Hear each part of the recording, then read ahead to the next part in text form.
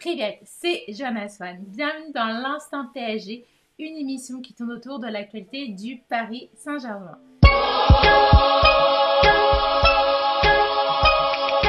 Pour ce numéro 12, on va parler du parcours de la Ligue des Champions de deux clubs français, l'Olympique de Marseille et du Paris Saint-Germain. On va commencer par le parcours de l'Olympique de Marseille et on va le comparer à celui du Paris Saint-Germain. Pour rappel, l'OM est pour l'instant le seul club français à avoir obtenu une Ligue des Champions. C'était en 1993 sous tapis. Cette année, le 23 août 2020, le PSG pourrait également remplir cette tâche, mais le format de la Ligue des Champions est-il vraiment différent au temps de Marseille si on enlève les adaptations Covid? Alors, le parcours de l'OM en Ligue des Champions, c'était la Ligue des Champions des années 1992 à 1993, donc ça remonte un tout petit peu. Il y avait des tours préliminaires pour 8 équipes. L'OM a été propulsé au premier tour puisqu'ils étaient champions de France pour l'année 1991-1992. Pour les 6e de finale, il y avait 32 équipes qui s'affrontaient.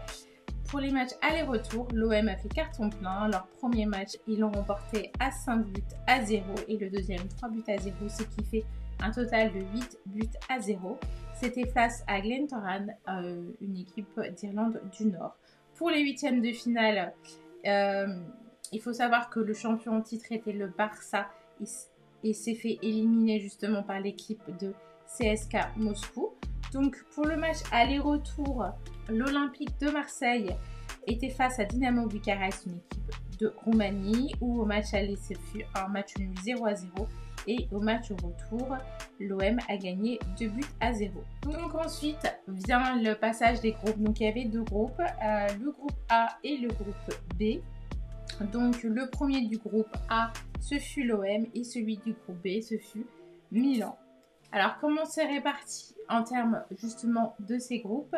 Donc l'OM en fait avait obtenu 9 points parce qu'ils avaient suivi de Rangers FC qui a 8 points et de Bruges 5 points et de SK Moscou 2 points malgré qu'ils avaient précédemment fait sortir le Barcelone.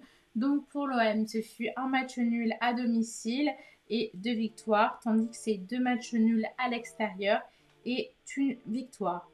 Pour la Roma, autre scénario, c'était 12 points. Donc suivi de IFK Gothenburg de 6 points, Porto qui avait 5 points et le PSV Eindhoven 1 point.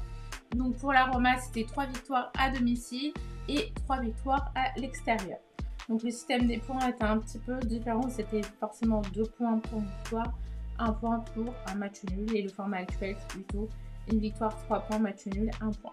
Le 26 mai 1993, c'est un but de Basile Boli à la 43e minute qui est un défenseur central de l'Olympique de Marseille qui leur permet d'assurer la victoire, 1 but à 0.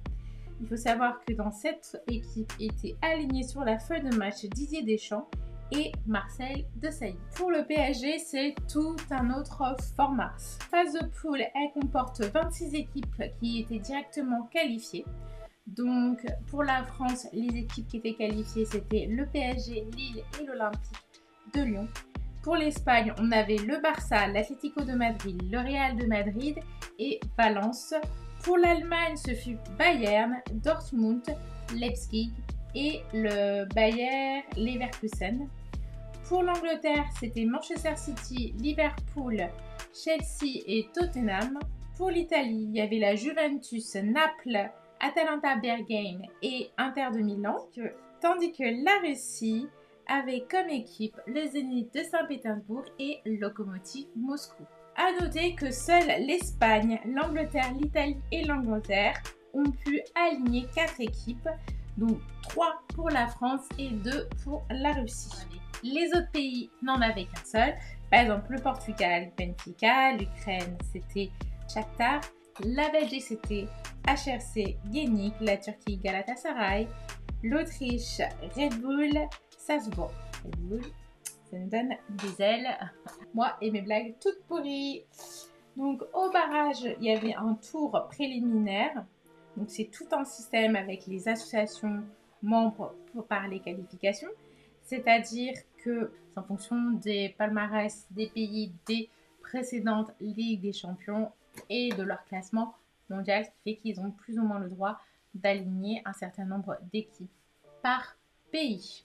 Tout un système bien compliqué et je pense qu'il faudrait une vidéo tout entière juste pour expliquer un peu le principe de la qualification. Par exemple, pour cette 65e édition, il y avait quand même 79 clubs européens qui se sont affrontés. Donc au niveau du tirage au sort, il y a plusieurs chapeaux.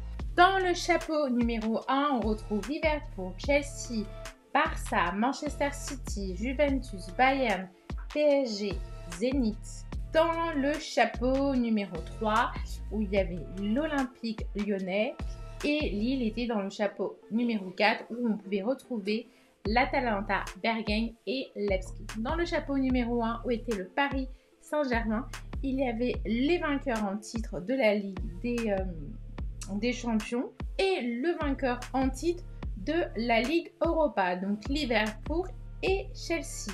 Mais il n'y avait aucune équipe de 16e de finale de Ligue Europa, tandis que Lyon en a eu 5 dans son chapeau. Ensuite, ils se sont affrontés en 8 groupes. Dans le groupe A, où était bien sûr le PSG, le PSG s'est imposé avec 5 matchs gagnés, un match nul, et donc accumulé 16 points, et suivi du Real de Madrid et du Club de Bruges et de Galatasaray. Dans le groupe B, où il y avait le Bayern, lui, a cumulé 16 points avec 6 matchs gagnés. Dans ce groupe, il y avait Tottenham, l'Étoile Rouge de Belgrade et l'Olympiakos. Dans le groupe G, c'est le groupe où il y avait Lyon. Il y avait 8 points gagnés pour Lyon. Donc, c'était 2 matchs gagnés, 2 matchs nuls et 2 défaites. Donc, ce groupe comportait les 10 qui ont fini premier et donc Lyon deuxième, Benfica et le Zénith Saint-Pétersbourg. Dans le groupe H, où il y avait Lille n'a marqué qu'un point sur match nul et s'est retrouvé dans le groupe de Valence, Chelsea et de l'Ajax. Par la suite, pour les huitièmes, c'est un procédé qui est particulier, qui reste le format classique des autres Ligues des Champions, avec un match aller-retour, comme justement dans les éliminations précédentes. Donc il faut savoir que les premiers du groupe, forcément, reçoivent au match retour. Donc les premiers de groupe ne se rencontrent jamais. Donc le PSG ne pouvait pas rencontrer les premiers des matchs retour, puisque ça se faisait chez eux. Ils ne pouvaient pas rencontrer Lyon, puisqu'ils font partie de la même association nationale, ou tout simplement, ils ne pouvaient pas rencontrer ceux qui étaient déjà du même groupe. Donc ces limitations, elles sont un petit peu forcées, mais elles ne sont là que pour les huitièmes, puisque en quart, elles sont levées. Donc les groupes du premier dans l'ordre de A à H qui ont fini premier, c'est le PSG, le Bayern, Manchester City, Juventus, Liverpool, Barça, Leipzig et Valence. Tandis que pour ceux qui sont finis deuxième dans le même ordre de groupe A à H, il y a le Real de Madrid, Tottenham, Atalanta Bergame, Atlético de Madrid, Naples, Borussia Dortmund, l'Olympique lyonnais et Chelsea. Donc c'est également une première cette année puisqu'il n'y avait que 5 pays qui étaient représentés. Et le tirage au sort pour les huitièmes s'est effectué le 16 décembre 2019. Alors pour les équipes qui se sont affrontées, donc il y a eu Dortmund qui a affronté le PSG, donc le match aller, Dortmund a gagné 2-1, mais au match retour, le PSG a gagné 2-0 à domicile, ce qui fait un total de Dortmund-PSG de 2-3, ce qui fait une victoire pour le PSG et qui leur permet de se qualifier pour les quarts. Certains ont eu une pause entre le match aller et retour et ils ont dû s'arrêter avant de reprendre. Le PSG, ce ne fut pas son cas, il était déjà qualifié pour les quarts au mois de mars dernier. Pour le Real de Madrid, au match aller, ils ont perdu 1-2 et au match retour, le même score qui fait un total de 2-4. Donc c'est Manchester City qui est parti pour les quarts. Bergame, au match aller, ils ont remporté 4-1 et au match retour, ils ont remporté 4-3. Qui fait un total de 8-4, donc ils étaient qualifiés pour les quarts. Pour l'Atlético de Madrid, au match aller, c'était 1-0 et au match retour, c'était 3-2 pour l'Atlético face à Liverpool, ce qui fait un total de 4-2, mais il faut savoir que Le match retour a été fait dans les temps additionnels. Pour Chelsea, le match aller 0-3, ils ont perdu. Et ils ont également perdu le match retour 1-4, ce qui fait un total de 1-7 pour le Bayern de Munich, qui, justement, le Bayern, pour l'instant, n'a perdu aucun match. Pour l'OL, au match aller, ils ont gagné 1-0, mais au match retour, ils ont perdu 1-2, ce qui fait un total de 2 buts partout face à la Juventus. Mais comme les buts à l'extérieur comptent plus, l'avantage allait donc à l'OL qui élimine la Juventus. Tottenham a perdu son match 0-1 et au match retour a perdu 0-3. Donc, ce qui fait un total de 4 buts pour Leipzig contre Tottenham qui se retrouve éliminé de la Ligue des Champions. Pour Naples, ce fut un match nul face à Barça, 1-1. Au match retour, Naples a perdu 1-3. Le Barça se qualifie donc pour les quarts, 2-4. Concernant les quarts de finale, City a perdu 1-3 face à l'OL et Leipzig a gagné 2-1 face à l'Atlético. Le Barça a perdu contre le Bayern 2-8 et l'Atalanta Bergame s'est écroulé face au PSG 1-2. On continue, on passe aux demi-finales de la Ligue des Champions. Ce qu'il faut savoir, c'est que les quarts, exceptionnellement, n'ont pas eu de match retour. Donc, c'était juste des matchs allés en one-shot à cause du Covid qui a été fait sur un terrain neutre, justement, à Lisbonne, au Portugal. Donc, de même pour les demi-finales. De même pour les demi-finales. C'est pour ça qu'on appelle cette Ligue des Champions Final 8 en mode Coupe du Monde. Pour les demi-finales, c'est 3-0 pour les deux équipes qui ont gagné. Donc, ce fut le Bayern qui s'est imposé face à Lyon 3-0 et le PSG face à Leipzig 3-0 également. La finale des Ligues des Champions sera donc le 23 août prochain. Quelques dates clés, quelques informations clés à retenir sur cette Ligue des Champions.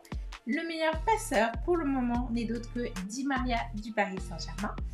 6 passes décisives. Le deuxième n'est d'autre que Robert Lewandowski du Bayern, 5, et suivi de Kylian Mbappé au PSG, 5 passes également. La meilleure attaque est le Bayern, suivi du PSG, suivi de City, suivi de Tottenham et de l'Atalanta Bergame. Et la meilleure défense n'est d'autre que le PSG, suivi d'Ajax, suivi de la Juventus, du Bayern de Munich et de Naples. Autre événement historique, c'est la première fois qu'il y a 5 pays qui se sont qualifiés dans les huitièmes pour les quarts. Et aussi qu'il n'y a que 2 pays, la France et l'Allemagne, sont aussi bien représentés en demi et en finale.